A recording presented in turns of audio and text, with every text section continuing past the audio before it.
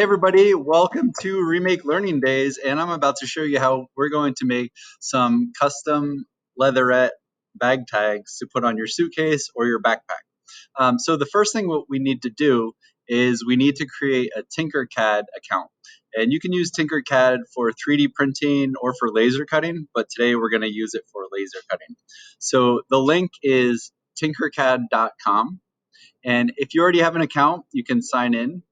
But if you don't have an account yet, you're going to have to join now. But I already have an account, so I'm just going to go ahead and sign in.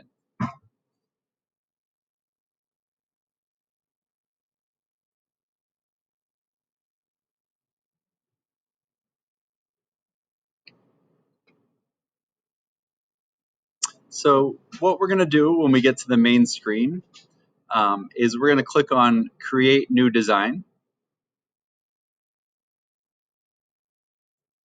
And this right here is our design area.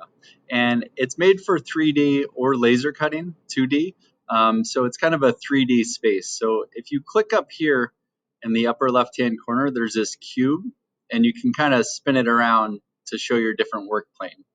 But what's real important is that we pay attention what's touching this blue work plane, because when we're laser cutting, only the stuff that's touching the blue work plane will get laser cut.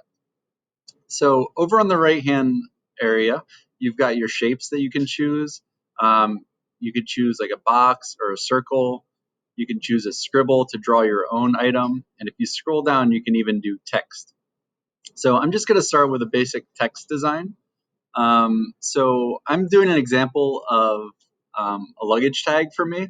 So what I'm going to do is I'm just going to type in my name. Something real simple. And if you want to experiment and get fancy, you can. That's totally fine. And then I'm going to make sure it fits on the blue space. Now, if you notice, it's touching the blue work plane, but I'm going to zoom in a little bit. And you have to be careful because if you click on this black triangle right here and raise it up, you notice how it's not touching the blue work plane. So I need to bring it back down until it's touching the blue work plane, or that this is at 0 right here. Now, the next thing I need to do is go up here to where the file name is, and I'm going to rename it with my name. And make sure you use your full name, so that way when I'm mailing these out to you, that I don't get them mixed up. Okay? And then my design is all ready, so I am going to click on the export button. And when you do export, what you want to do is you want to click, make sure it's SVG, and then you can just save it to your computer wherever you want. And I'm just going to save it on my desktop, and then I will show you the next step in the next video over.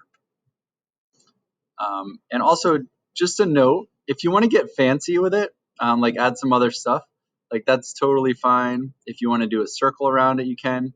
If you want to have multiple lines of text, you can. So like if I wanted to add something here, so Mr. C or Chris Senior, and I'll put like my school that I work at,